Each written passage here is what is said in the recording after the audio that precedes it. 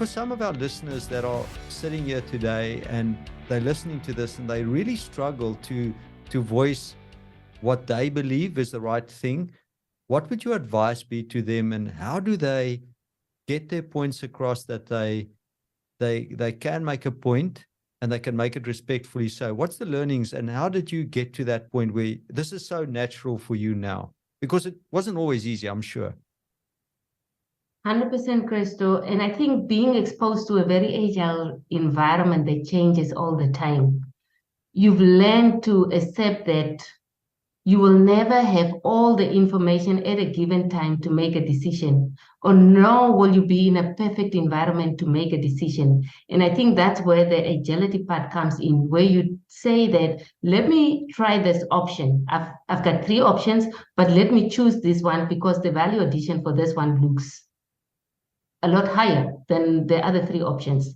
And you allow yourself, you believe in that option, and you allow yourself to move wild with that option. And every 2 weeks sprints, every 2 weeks you come, you look at, are we still moving towards our true north? Are we moving towards achieving the real goal? And it's okay to not always get it right. And when you do not get it right, you must admit that you didn't get it right, and you come and you replan. So those are the 2 things that I want. The one thing that I wanted to discuss, but the second one is co-creation. Let it not be all about the leader, because if the team created this vision all as a team, then it's not about me. When I remind people that, remember, we wanted to be the flagship. It's not I, Sharon, wanted to be a flagship. So again, co-creating that vision and making sure that everybody work towards that vision is something that if you wake me up at 12 o'clock, I'll be able to know that this year we are planning to achieve 1 million tons of resources that needed to be added. And before we mine, we need to have our multidisciplinary reviews, because everybody needs to provide their input so that optimally when we are mining, we are providing the right material that the plant can easily process, so that ultimately the mine can achieve its metal tons for the year. So those are the 2 things that would help you really make decisions. Be happy with not getting it right the first time, and most importantly, take people along the journey. And one of the other things, Christo, that I would like to mention here is Please. historically, you always hear the term that it's lonely up there when you go up the ladder. And I can tell you, Christo, that I haven't experienced that. It's so much fun up here because I took everybody along. And at this stage, it's important that you get your information not every week when you've got the management meeting. Every time you engage, you get more information, more input, and that allows you to change your decisions and engage widely. So take the people along the journey, then it won't be very lonely up there. It's going to be fun. Thank you. What is the sort of message that you want to give any person that they really want to be the best versions of themselves? And, what is the thought you want to leave us with today? Maybe, Christo, I'll just share something that has been on my mind. The most important thing that I found is know yourself enough to know how to replenish yourself. Know yourself enough to know what fills your cup. Know yourself enough to know that I need 2 days to sort of go hiking in the mountains. I need to be by myself. I need to drink a lot of water. I feel good when I do this. I feel good when I do that. I think in this fast-paced career and fast-paced world, and I think all of us are sort of, it's a hustle and a bustle. So once you have that and you know that when things get too much, or after a long week or after a month, I sort of reset by doing A, B, and C. I found it quite impressive with when I looked at the amount of energy you can come back to work with, and the amount of energy you can then pour back into your marriage and back into your relationships and back into your family. Just always make sure that your cup doesn't run empty, trying to pour into everything else. So sometimes, like I said, it's just a day or an afternoon of doing something that you enjoy. I quite like reading, so my days would probably be lounging around with a book somewhere in the house. So just know what fills your cup, and then use that to pour into others. Is there anything else that you want to share with us that a younger Nadia should hear and younger Christo should hear? You've shared so many gems with us today. Is there anything else that's still on your mind that's burning there? Maybe just lastly, Christo, and once again, thank you for this opportunity. I think I really, where I'm sitting, the thing that I hold now close to myself is, who do you feed? Are you feeding the ego or are you feeding the soul? And doesn't matter what happens, you can always, it's not about pleasing somebody. It's not about acceptance from somebody else. So I think that's the one thing. And then lastly is what we've talked about in terms of the mentors, mentees, mentors. I have this thing about plus minus equal. I also read it up some time ago, but plus minus equal. So to try and ground yourself, have somebody that's your plus, somebody that's above you, somebody that's your mentor. Have a minus, somebody that you can grow, your subordinates, people that in the industry that you can grow, and have an equal that you can sit around the desk and can criticize you, can point out things that maybe somebody else wouldn't. So that's the few thoughts that I want to leave. Be careful of that ego, plus minus equal. Yeah. And I want to really thank you for today. Any last words on your end that you want to leave with a younger version of yourself? Maybe what's your three, whatever principles in life, or anything that comes to mind that you want to share with us? All right. Thank you, Christo. Thank you for having me. I think to maybe touch on our topic, which is change, we must accept that change is inevitable. And the best thing we can do about it is to see how we can positively impact that change that is currently taking place, whether it's in our personal or career, in terms of our career lives, and take it as an opportunity. Most of these changes are opportunities, and you will most likely end up in a much better position than when you started, if you just have a great attitude about it. So yeah, that's it from me. When we influence and when we lead departments and when we lead at mines, communication is such an important skill.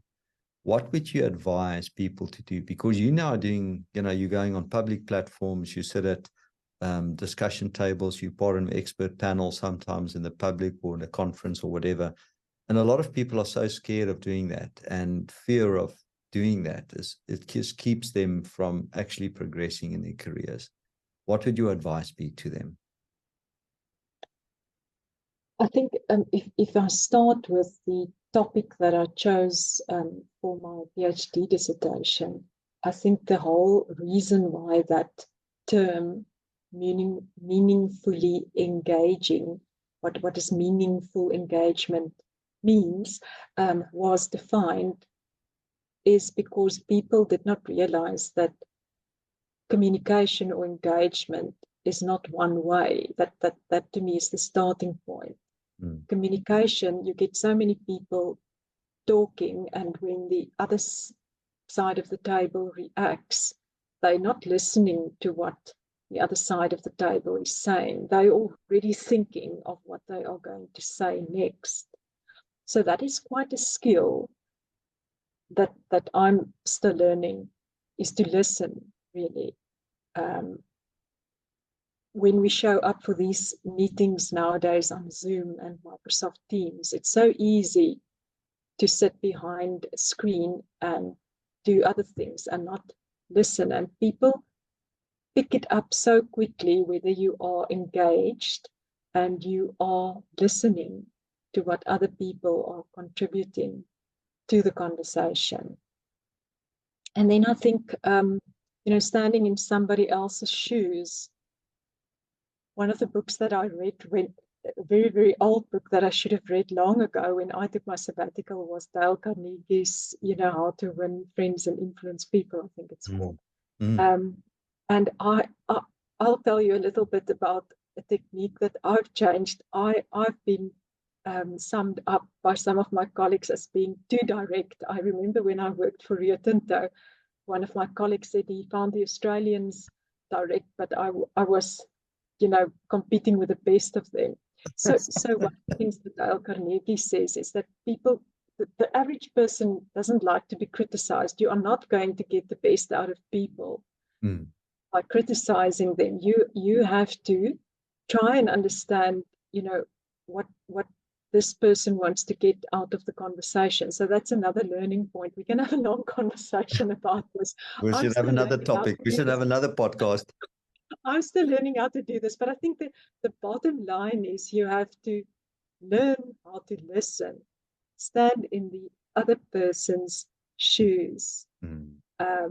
And once you've sat in your mind at the other side of the table, bring it back to your side of the table and try and find some middle ground. Do you need some one-on-one coaching? Do you know that theminingcoach.com offer these services as part of Kumeno Consulting? Kumeno means grow, and most top athletes and sport teams all have coaches to grow and become better.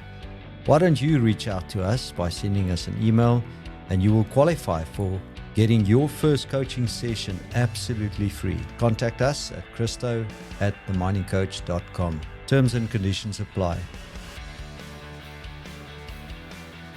Any final remarks or words of wisdom from your end today?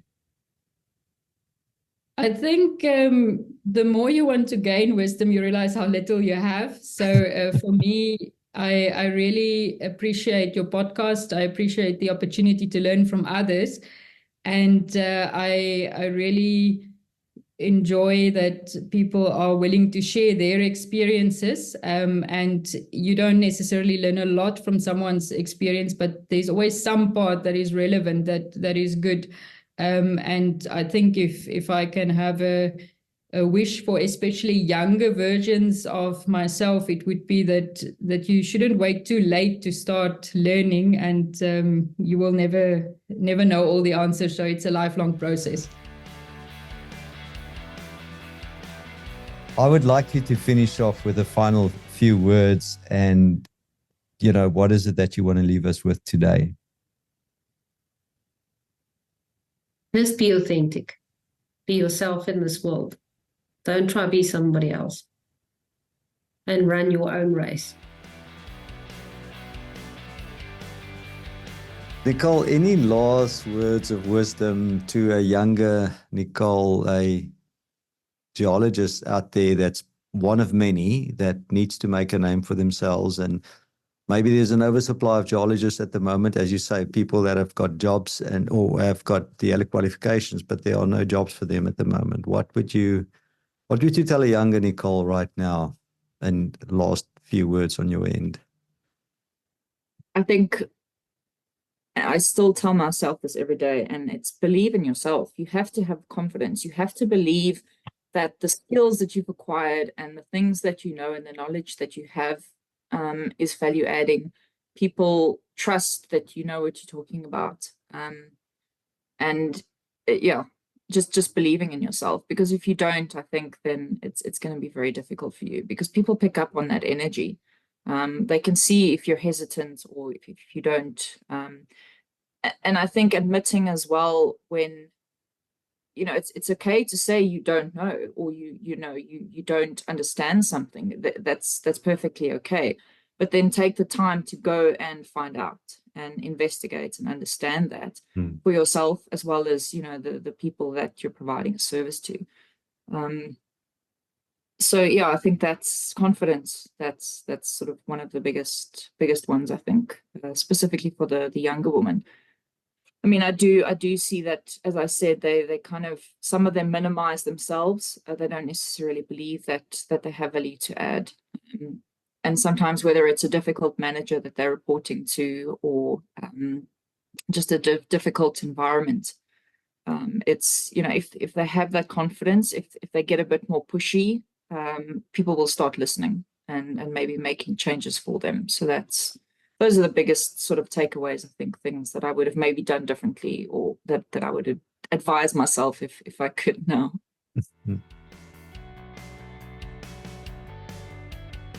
Any final words on your end to a younger Roshni? I think the final words are, you know, you do have support.